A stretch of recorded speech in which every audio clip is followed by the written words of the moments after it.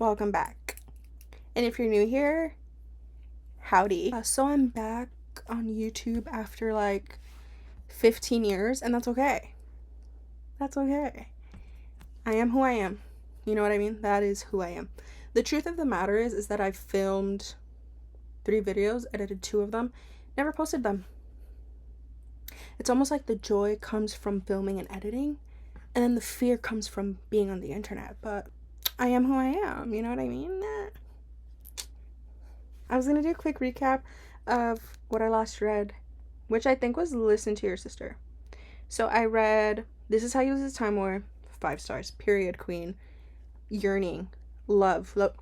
Oh, this was in, hello? This was in the vlog I never posted, but hear me out. This Is How You Lose Time War is literally River Song and The Doctor. You can't tell me not. The opposing timelines. Yearning through time and space. You know what I mean? I think I've seen this film before. And I didn't like the ending. Hey, who turned out the lights? Hey, who turned out the lights? So I gave that 5 stars. Then I read First Time Caller by Burger King Borison. Let me stop. BK Borison, love you girl. 3.5 stars.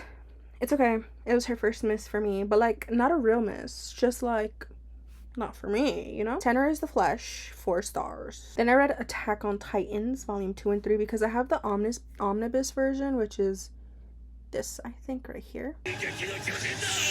Oh my god, I forgot I read The Hobbit, 4 stars. I love Lord of the Rings and The Hobbit, so the fact that I forgot I read that is interesting. You know what I mean? Then I read One Dark Window, gave it 3 stars. Okay, that one, it bothered me because they were like, this magical infection is rare. It's so rare. They gotta kill us all because it's so rare. But is it rare because they're killing you all? Because almost every character we've came across has the infection. So is it rare? Does everyone have it? Or is it only rare because they're killing off everyone who has it, you know? So thereby it's not rare, but it's like eugenics, except it's not, but that's like the only word that comes to my mind. Anyways, then I read The 7-Year Slip by Ashley Poston. Girl, let me tell you, anything Ashley writes, I'm reading. Anything Ashley writes, I'm reading. And that I need the world to know, because that's truth serum. Okay?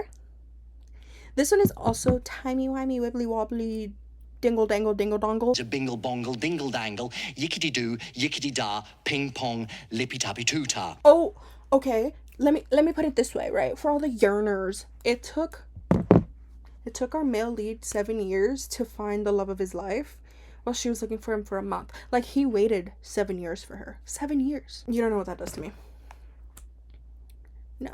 Also, Ashley writes grief so well that, like, it makes me miserable. So 5 stars. Then I read Emily Henry, Funny Story. Funny thing is, I don't remember anything that happened in it, but I gave it 5 stars.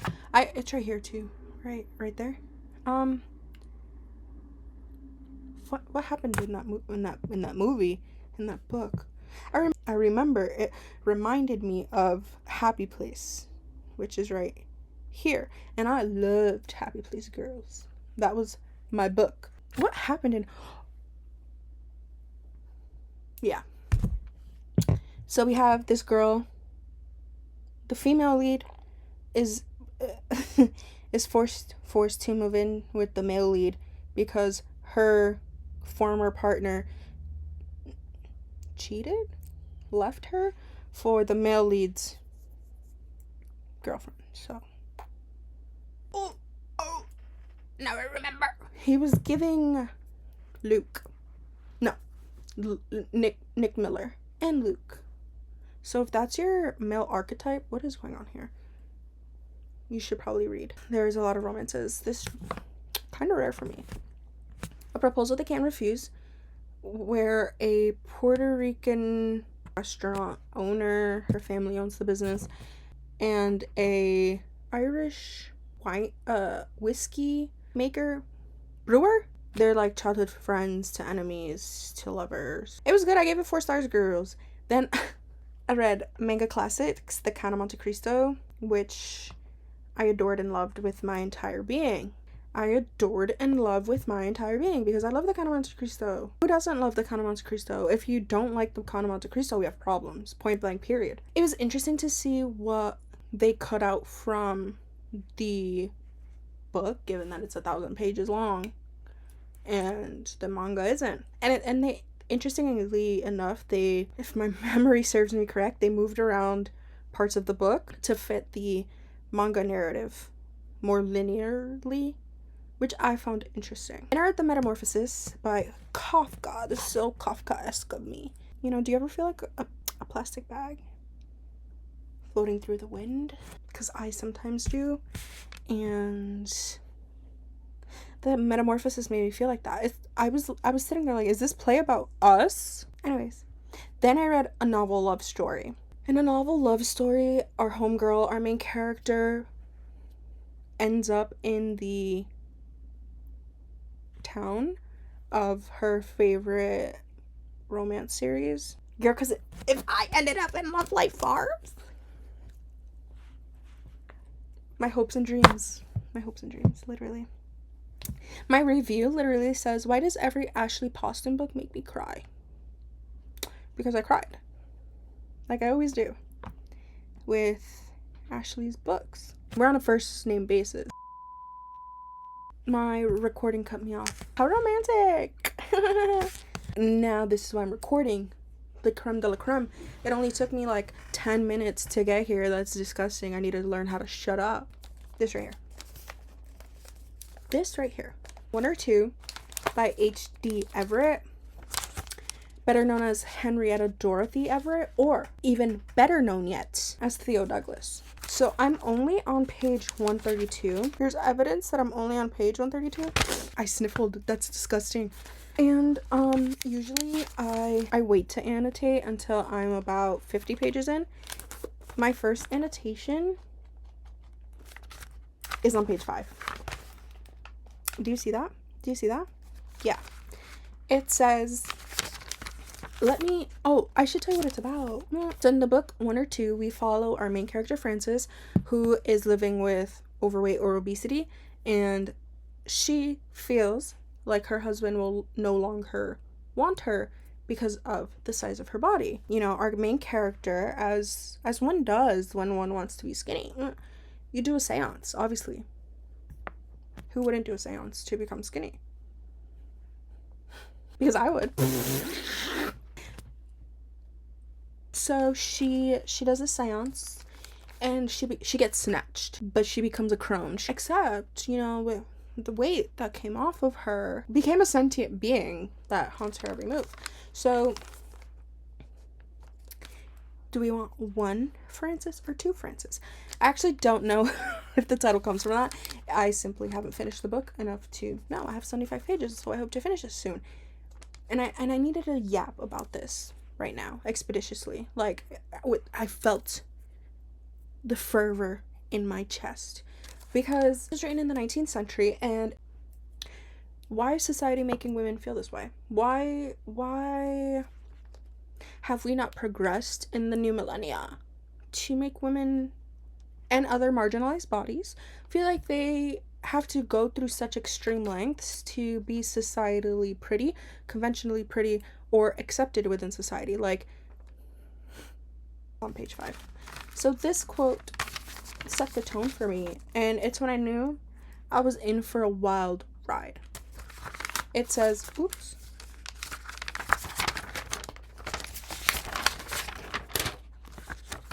But a fat woman is beyond the pale of sympathy. Her aspirations must of necessity be ridiculous. Her very woes become comic, and all because of that of 50 or 60 pounds of unnecessary flesh.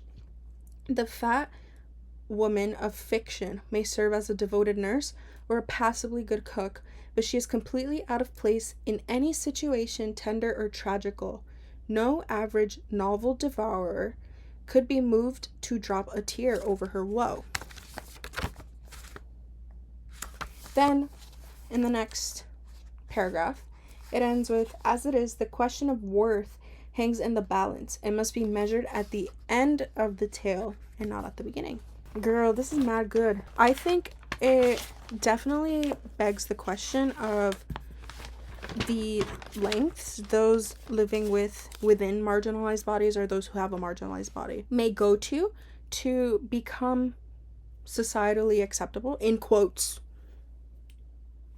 Because how many people, especially those who feel challenges with their weight, feel they need to go to such extremes, not necessarily a seance, but other extremes, to become quote unquote beautiful through society standards. And it's just, I feel like this was written like 1907 or something, in the 19th century, sometime in the 19th century.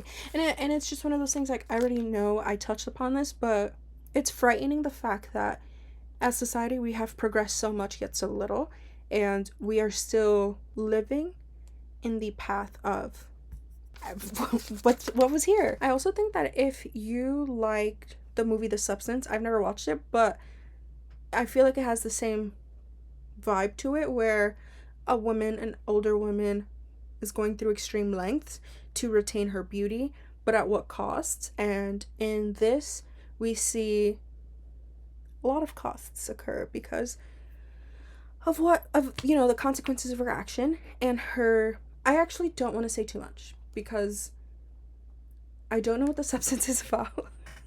I'm gonna watch it after I finish this because I feel like, you know what I mean, like, two birds, one stone. Birds of a feather.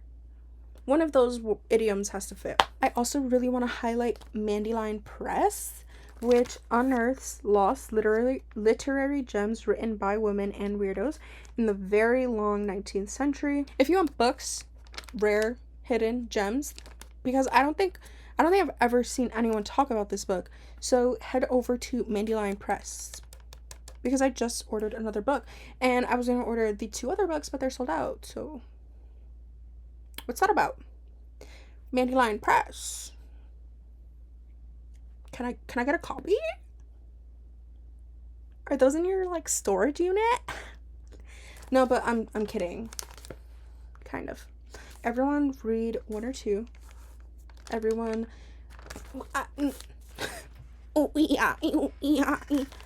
needs to everyone needs to read this book, 1 or 2, by Theo Douglas or H.G. Everett or Henrietta Dorothy Everett. Oh, I remembered what I was going to say. I think if you like books that touch upon the notion of, like, what makes someone human, what gives someone a soul, what makes someone a person, you will like this book, because the sentient being, the creature, you can see the dichotomy in how it's treated by each of our female protagonists, Ursula and Frances, and how you can dehumanize someone or humanize someone depending on your perception of them, and how that can change your relationships with them, your relationships with other people, and just how you view them. Especially in today's day and age, we should treat others with more humanization and empathy and understanding, whether they're born from a seance or not. That's all I have for today. It was a lot of yapping, a lot of sitting down, not a lot of visuals. I'm the visual, though.